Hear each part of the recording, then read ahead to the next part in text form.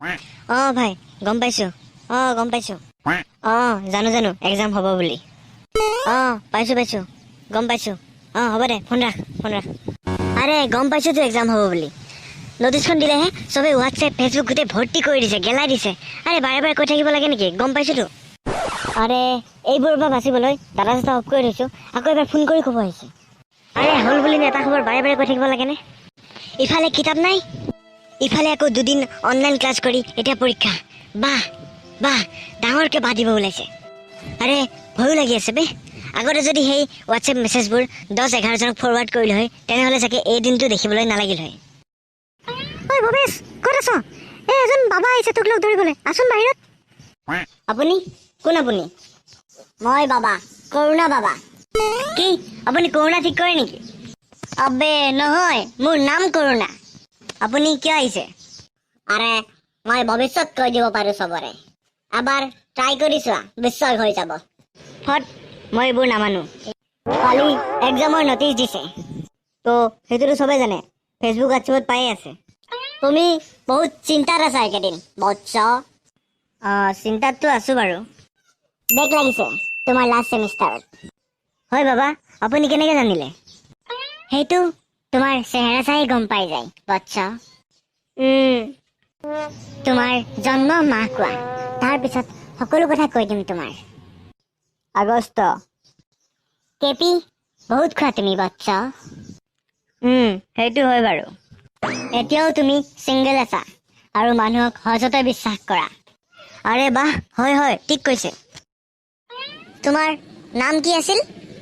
মোৰ নাম ভৱেশ। প্ৰথম আখৰটো ভি নে বি? বি। কি আছিল?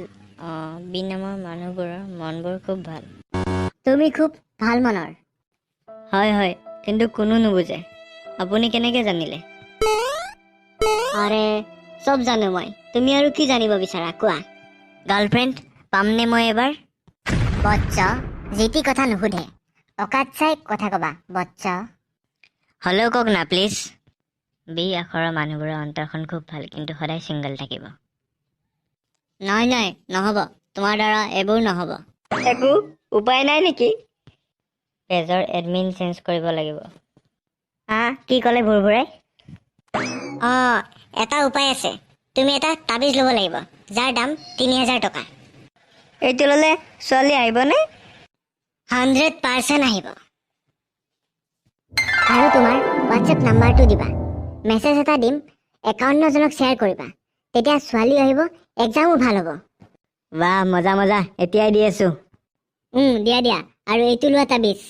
এইখন বিল 3000 টকা প্লাছ 18% GST প্লাছ পেট্ৰল খৰচ plus home delivery charge plus free জ্ঞান প্লাছ জিঅ' ৰিচাৰ্জ প্লাছ লকডাউনৰ পাছলৈ দাম সমান 20,000 টকা।